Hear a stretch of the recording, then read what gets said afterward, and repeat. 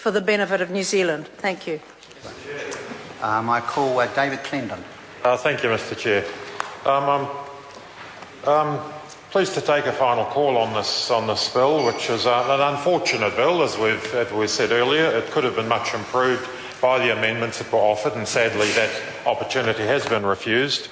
The title of the bill, the Callaghan Innovation, we certainly supported the Minister's his amendment to that, because we think it's appropriate that there should be a legacy to an extraordinary man. But we have a genuine concern, and this is not to make a political point, frankly, but that the responsibility now lies with this government to make sure that this organisation is something actually worthy of the man.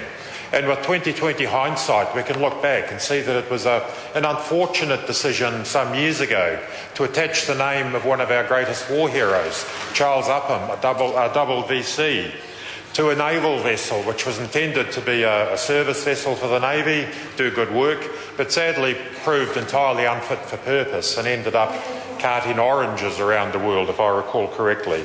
It would be most unfortunate if this organisation also turns out to be a lemon. And there is a real danger of that, given the way it has been structured, the extraordinarily hasty process of its establishment. And we do hope, and indeed the responsibility rests squarely on this government, to make sure that this organisation is worthy of the name that's been attached to it. The innovation part, it's rather an odd name actually, Callaghan Innovation. It almost cries out for another word like institute or centre or something, because in itself I work for the Callaghan Innovation. It's a peculiar choice, and I do wonder at the decision behind that, but so be it. Innovation actually is the role of the business sector and of the research centres, the universities, the CRIs. We always pictured that this actually wouldn't necessarily be a centre for innovation as such. The role of this organisation as such an organisation ought to be a networking role, joining dots, linking talent with demand, linking supply and demand, joining, facilitating discussions and building relationships between the capacity we have, the scientific, the research capacity, through to the business sector where the skill is to turn the good idea into dollars for the country, the weightless exports, the high-tech manufacturing, the stuff that we really do need into the future, both for economic and social and environmental benefits. So it is a peculiar choice of name, and it does reflect, I think, a bit of a muddled thinking of this government as they've gone in such great haste to develop this organisation. The commencement date, 1st February, a very few months away.